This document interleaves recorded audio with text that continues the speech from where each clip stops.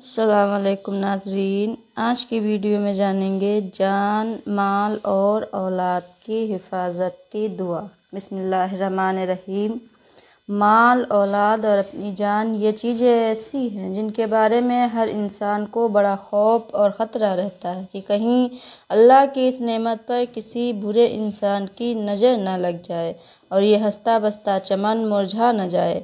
اس کے لیے ہم آپ کو جان، مال اور اولاد کی حفاظت کی دعا بتائیں گے، اور اپنے سے جڑی چیزوں کا یہ خوف اس وقت اور زیادہ ہی بڑھ جاتا ہے جبکہ حالات اچھے نہ ہوں اور ہر انسان بس لوٹ کھسوٹ اور مال کے حاصل کرنے میں یقین رکھتا ہو اور اسی کو دنیا کی کامیابی سمجھتا ہو۔ وہ مال چاہے حلال ہو یا حرام، کسی کو دھوکہ دے کر حاصل کیا گیا ہو یا بے ایمانی سے دوسرے کے دل پر چوٹ لگے یا اس کی عزت پر، تو ایسے میں ایک انسان اپنی حفاظت کے لیے کیا کرے؟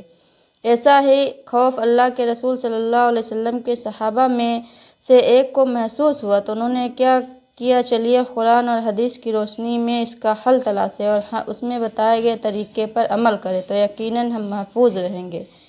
جان، مال، اولاد کی حفاظت کی دعا۔ ایک صحابی نے اللہ کے رسول صلی اللہ علیہ وسلم کی خدمت میں عرض کیا، یا رسول اللہ، مجھے اس بات کا خوف رہتا ہے کہ کہیں میرے پاس موجود مال برباد نہ ہو جائے اور میرے بچے کہیں میرے پاس دور نہ ہو جائیں۔ تو اللہ کے رسول صلی اللہ علیہ وسلم نے فرمایا، تم یہ دعا پڑھا کرو، بسم اللہ علی دینی و نفسی ولدی اہلی و مالی۔ ترجمہ: اے اللہ، اللہ کے نام سے اپنا دین اور اپنی جان اور اپنی اولاد، اپنے خاندان اور اپنے مال کو میں اللہ کے سپرد کرتا ہوں۔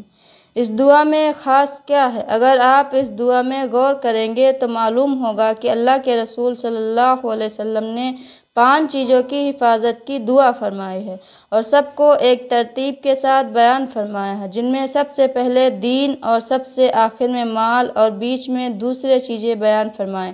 تو چلیے ذرا گہرائی میں جا کر دیکھتے ہیں۔ نمبر 1، دین۔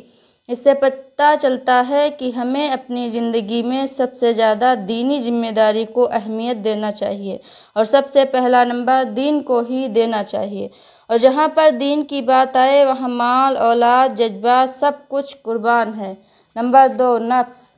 اس کے بعد فرمایا کہ اپنے آپ کی فکر کرو، کیونکہ جب تم بہتر رہو گے تو اور باقی ساری چیزیں انجام پاتی رہیں گی اور اپنی ذمہ داریاں بہتر طریقے سے نبھاتے رہو گے۔ نمبر 3، اولاد۔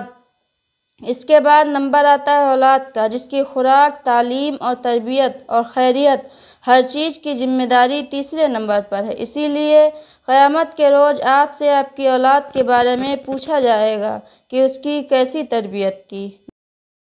نمبر 4، خاندان۔ اس کے بعد آپ کے خاندان میں جو لوگ بھی موجود ہیں ان کو اس کا حق دینا اور رشتوں کی ذمہ داری کو سمجھ کر انہیں ادا کرتے رہنا چاہیے، جس کا شریعت نے آپ کو ذمہ دار بنایا ہے۔ نمبر 5، مال۔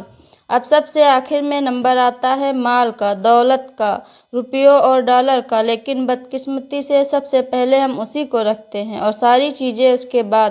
یہی وجہ ہے کہ کس گھر گھر میں بے سکونی عام ہے اور کسی نہ کسی مسئلے کو لے کر آپس میں انبن ضرور ہے۔ اگر مال کو رشتوں سے زیادہ اہمیت نہ دی جاتی تو یقیناً خوشحالی اور امن کی فضا بنتی اور یہ سب مسائل پیش نہ آتے۔ اگر ہر چیز اپنی جگہ پر ہوتی۔